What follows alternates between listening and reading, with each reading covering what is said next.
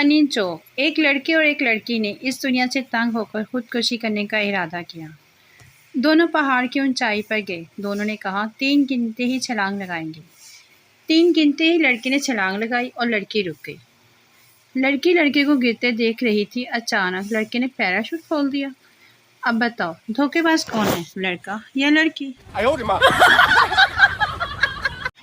فنی جوک۔ شادی کے بعد پہلی مرتبہ بیوی کے ہاتھ کا کھانا کھاتے ہوئے شوہر بولا، یہ کیا پکایا ہے، جیسے سڑا ہوا چمڑا ہو۔ بیوی: استغفر اللہ، آپ نے کیا پکایا؟ جوک۔ رکشے والا جناب 100 روپے ہوئے، پٹھان اسے 50 روپے دیتا ہے۔ رکشے والا جناب: یہ تو بے ایمانی ہے۔ پٹھان: آدھے تو ڈالے، تو بھی تو بیٹھ کر آیا ہے۔ فنی جوک۔ بیوی: اگر تم خوبصورت نہ ہوتے تو بھی میں تم سے ہی شادی کرتی۔ شوہر: شکریہ، اور اگر تم خوبصورت ہوتی تب بھی میں تم سے شادی ہی کرتا۔ بیوی: واو سو کیوٹ۔ بیوی اچانک: ہیں کیا کہا تم نے؟ اور پھر لڑائی شروع۔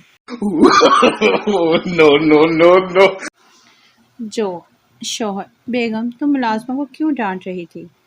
بیگم: دراصل جس دن میں اس سے کلین صاف کرواتی ہوں اسی طرح ڈانٹتی ہوں، اور پھر اپنا غصہ کلین کو زور زور سے ڈنڈے سے پیٹ کر اتارتی ہے، اس طرح کلین زیادہ صاف دلتا ہے۔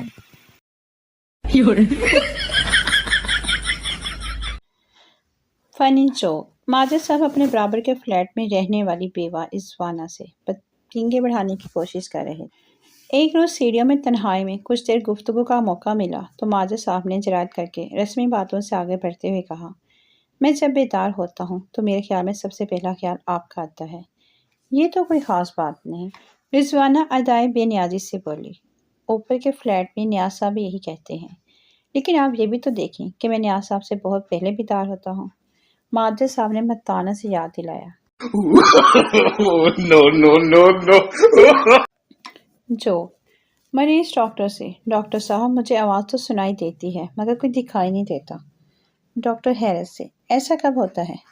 مریض فون پر بات کرتے ہوئے: